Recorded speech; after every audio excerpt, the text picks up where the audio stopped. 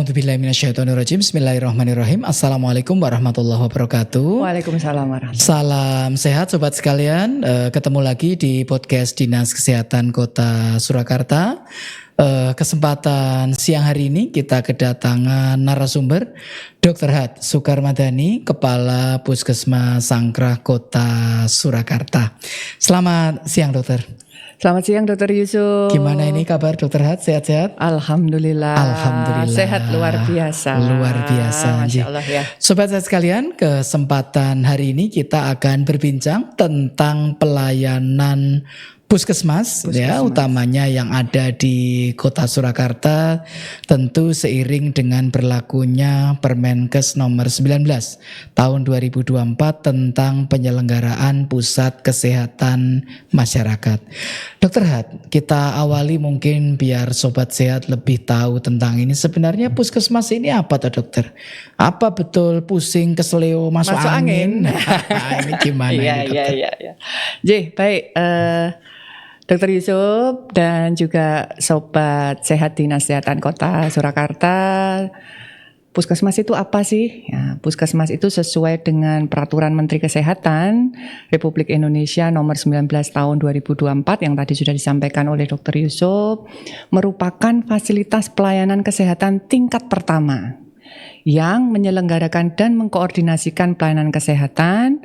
Bentuk layanannya promotif, preventif, kuratif, rehabilitatif, dan atau paliatif di wilayah kerjanya. Jadi Pak Dr. Yusuf, Puskesmas itu merupakan pelayanan kesehatan tingkat pertama, merupakan kontak pertama masyarakat akses untuk di fasilitas kesehatan. Bentuk-bentuk pelayanannya itu tadi ada promosi, ya, ada pencegahan dan lain sebagainya. Ngaten dokter. Nah ini sobat sekalian, sudah mulai mengetahui, sebenarnya pusat kesehatan masyarakat ini adalah fasilitas pelayanan kesehatan yang pertama yang langsung bersinggungan dengan pasien, ya, dengan warga masyarakat, dengan bentuk pelayanan yang ada beberapa macam. Secara umum dokter, untuk pelayanan yang disebut tadi promotif, preventif, rehabilitatif, paliatif, kuratif, ini kalau dimudahkan tuh kira-kira di kewenangan atau pelaksanaan tugasnya gimana toh dok di masyarakat kita? Jadi bahasa mudahnya nih dok ya, untuk promotif biasanya kami hadir, teman-teman Puskesmas hadir ini dalam bentuk komunikasi, informasi dan edukasi, jadi itu bisa penyuluhan langsung ke masyarakat, penyuluhan perorangan maupun dalam bentuk-bentuk media cetak, audiovisual dan informasi. Lalu sama juga dengan halnya preventif, jadi dalam hal pencegahan masih dalam seputar edukasi, lalu juga hadir ke kelompok-kelompok masyarakat tertentu untuk menyebarluaskan informasi-informasi yang bersifat kesehatan. Nah, kita bicara di kuratif dan rehabilitatif. Jadi Puskesmas ini juga mempunyai fungsi dan tugas diantaranya melakukan pelayanan kesehatan. Kita masih ada beban atau tugas pelayanan kesehatan. Bentuknya apa? Ya masyarakat datang, hadir, periksa. Yang paling laris itu rujukan. Rujukan ya dokter ya. Ya rujukan ke rumah sakit ya dok. Lebih lanjut ya. Jadi kami masih melaksanakan kegiatan pengobatan kuratif dan rehabilitatif, dalam artian pasien datang untuk mendapatkan pelayanan kesehatan dan juga pelayanan rujukan serta konseling dokter. Kita juga ada konseling untuk sarana air bersih, konseling untuk gizi, konseling untuk bebas merokok dan lain sebagainya. Seperti itu dok. Nah ini jadi layanan di pusat kesehatan masyarakat atau Puskesmas ini layanan yang komprehensif ya sobat sekalian ya, tidak hanya berhenti hanya di pengobatan, tidak hanya di konseling, tapi juga sampai layanan mengajak hidup sehat dan mencegah supaya tidak jatuh dalam keadaan sakit. Betul. Di era yang terbaru sekarang dokter, kita dengar ada istilah integrasi layanan primer dokter untuk Puskesmas. Ini sebenarnya kalau di penerapannya seperti apa nih dok? Baik, sekarang ini semuanya, tidak hanya di Kota Surakarta, di seluruh Indonesia melalui Kementerian Kesehatan ini bertransformasi layanan kesehatannya menjadi integrasi layanan primer, yang mana pelayanannya ini dalam bentuk klaster-klaster. Klasternya apa dok? Ini apa kayak perumahan gitu? Gimana ini klaster ini dokter? Klasternya ada klaster 1 sampai dengan klaster 5. Jadi klaster 1 itu mengerjakan manajemen. Klaster 2 ini untuk ibu dan anak, klaster 3 dewasa dan lansia, klaster 4 ini pencegahan penyakit atau surveillance, klaster 5 untuk lintas klaster. Nah, ini kenapa kok diklasterkan? Karena ternyata rohnya atau prosesnya dari layanan ILP ini mendekatkan kepada siklus kehidupan, gitu Dokter Yusuf. Oke, dok, kalau untuk layanan yang manajemen ini apa dok yang kira-kira berhubungan dengan masyarakat ketika periksa di puskesmas atau mungkin mendapat layanan di puskesmas yang terkait yang tadi klaster 1 disebut manajemen itu apa tuh dok? Sistem di manajemen ini sifatnya menyiapkan kebijakan atau regulasi salah satunya.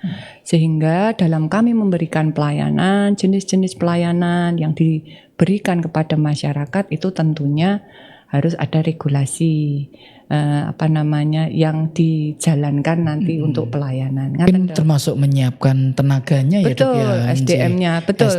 Kalau di Puskesmas ini untuk ketenagaannya apa saja dok yang hadir atau yang ada di Puskesmas ini? Baik, sesuai juga dengan PMK Dokter Yusuf. Jadi tenaga di Puskesmas itu ada 2, tenaga medis dan tenaga kesehatan.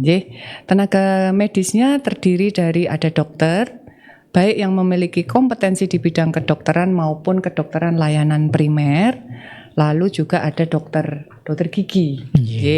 Yang selanjutnya disebut tenaga kesehatan, ada perawat atau nurse, ada bidan, ada tenaga promosi kesehatan, ada epidemiolog, ada tenaga sanitasi lingkungan, nutrisionis, apoteker, tenaga teknologi laboratorium medik, psikologis klinik, fisioterapis dan terapis gigi dan mulut. Ini banyak sekali tenaganya ya. Betul. Di Puskesmas Sangkrah ada ya dok tenaga-tenaga untuk yang memberikan layanan seperti ini dok di masyarakat? Kebetulan di Puskesmas Sangkrah ada beberapa jenis tenaga kesehatan yang belum terpenuhi dokter. Tetapi secara dasar, secara umum alhamdulillah sudah terpenuhi. Bisa melaksanakan. Jadi betul. Ini sekaligus menyampaikan ya ke sobat sehat sekalian, ini Dr. Hat adalah Kepala Puskesmas Sangkrah. Lokasinya di mana dok? Biar sobat sehat juga tahu dok ini untuk tempat di Puskesmas Sangkrah ini dok. Lokasinya di Jalan Sungai Indragiri, Kelurahan Sangkrah, kecamatannya Pasar Kliwon. Oke, ini ya nanti barangkali kalau yang kepingin mengakses layanannya lah ini di klaster 1 manajemen, salah satunya adalah di ketenagaan sudah disiapkan yang akan melayani sobat saya sekalian yang memerlukan pelayanan untuk di manajemen ini. Untuk di klaster 2 kesehatan ibu dan anak, layanan apa dok yang disediakan mungkin secara lebih khusus di Puskesmas Sangkrah yang bisa diakses atau dimanfaatkan oleh masyarakat? Baik dokter dan sobat sehat semuanya. Klaster 2 ini banyak kegiatannya. Jadi kita sesuaikan tadi kembali ke ILP. Ada paket-paket layanan standar yang dimandatorikan di integrasi layanan primer atau ILP. Contoh layanan di tempat di puskesmas, untuk di puskesmas untuk puskesmas sendiri paket layanannya ada ANC secara terpadu, antenatal care terpadu, ya. Antenatal care ini apa dok? Ini barangkali ada sobat sehat yang baru dengar nih, antenatal care atau ANC. Atau ANC, ya itu intinya selama masa kehamilan ibu hamil harus mendapatkan minimal 10 T Pak Dokter Yusuf. Ya 10 T-nya itu apa? Ya diantaranya timbang badan, ya. Cek tensi juga.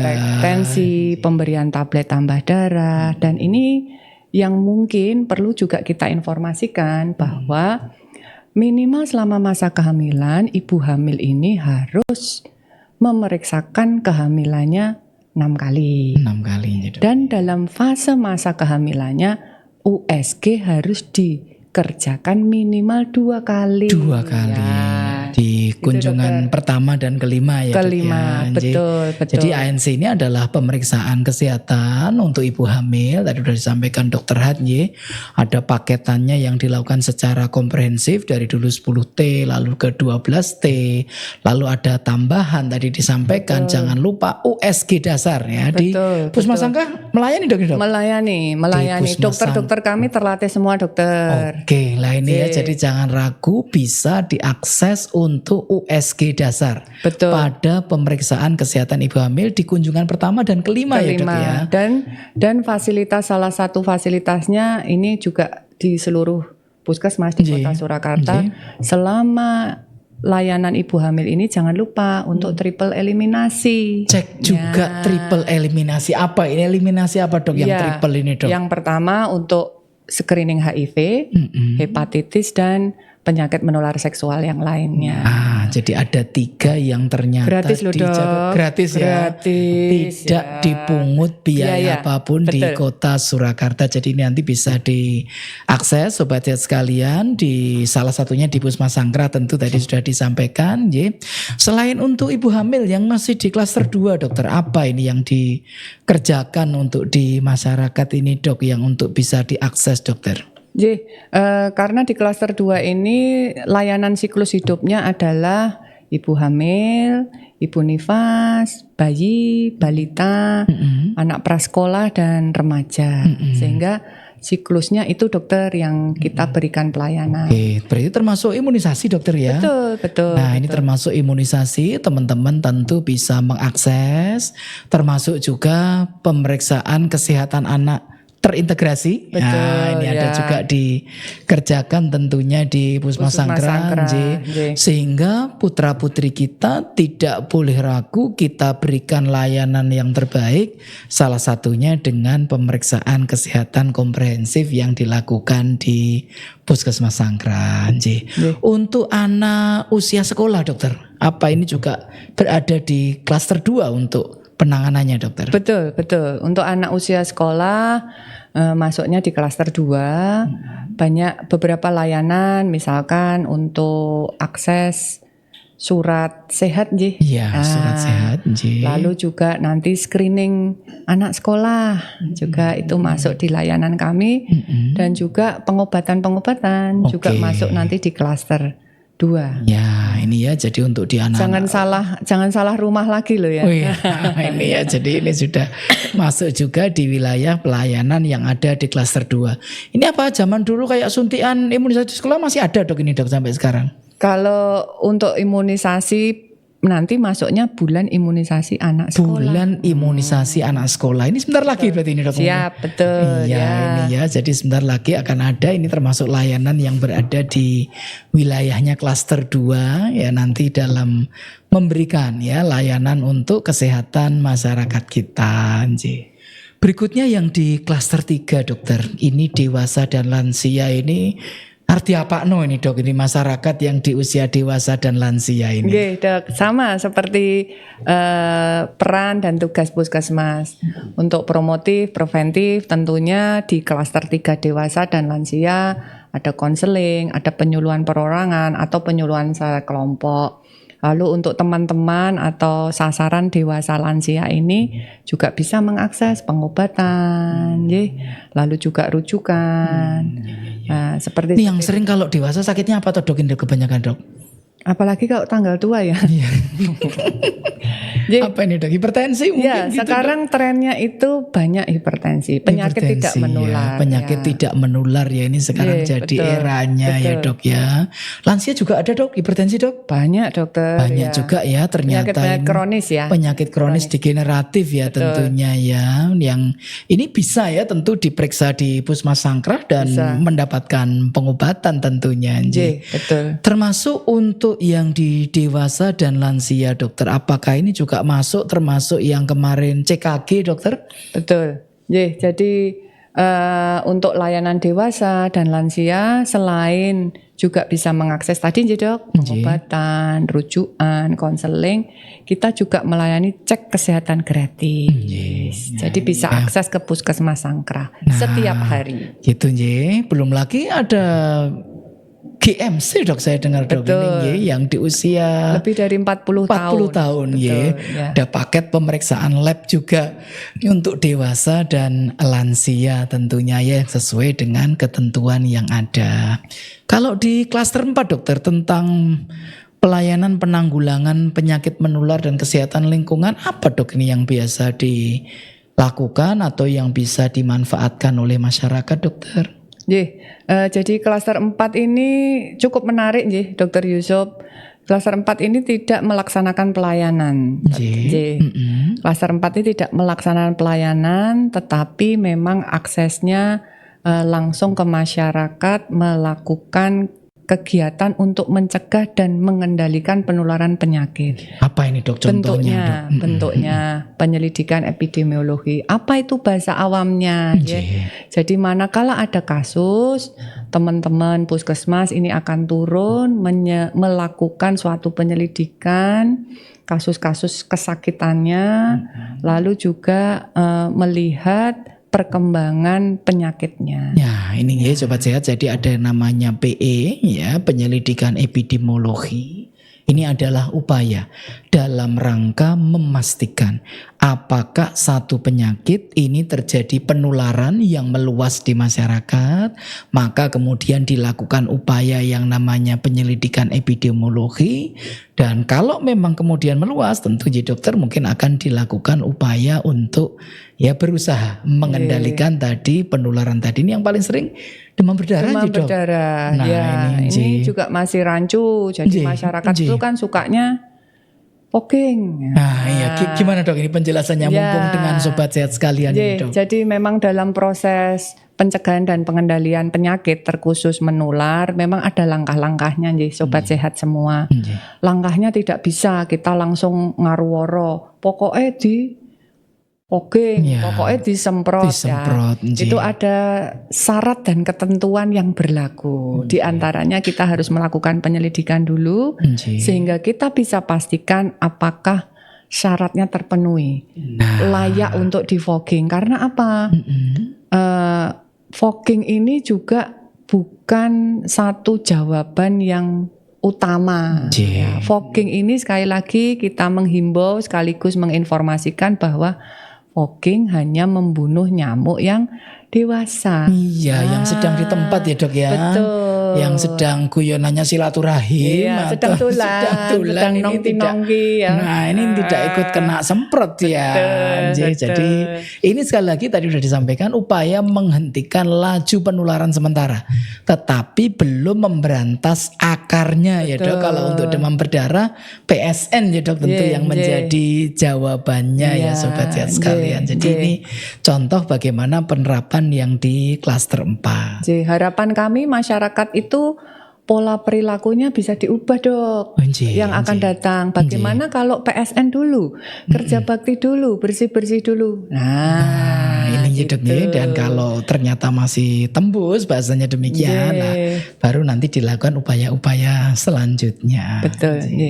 Terakhir dokter, untuk yang di lintas klaster atau disebut klaster 5 ini terus menangani apa Dok nih yang lintas klaster nih dokter? Lintas klaster ini banyak dokter.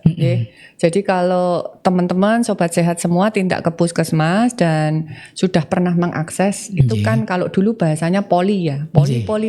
Nah, sekarang di klaster 5 ini ada pelayanan gigi dan mulut. Ya seperti itu.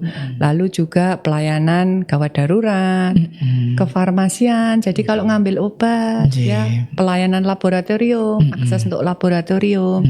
Itu lalu untuk teman-teman puskesmas yang kagungan rawat inap. Nah, ini juga ada masuk ke rawat inapnya lintas klaster. Ya, jadi disebut lintas klaster ini karena tidak lagi hanya pada kelompok usia siklus hidup tertentu. Betul. Namun diakses oleh semua komponen siklus hidup. Berapa tahun umurnya ya mungkin ada perlu periksa gigi ya Dok ya, periksa lab dan sebagainya dan sebagainya.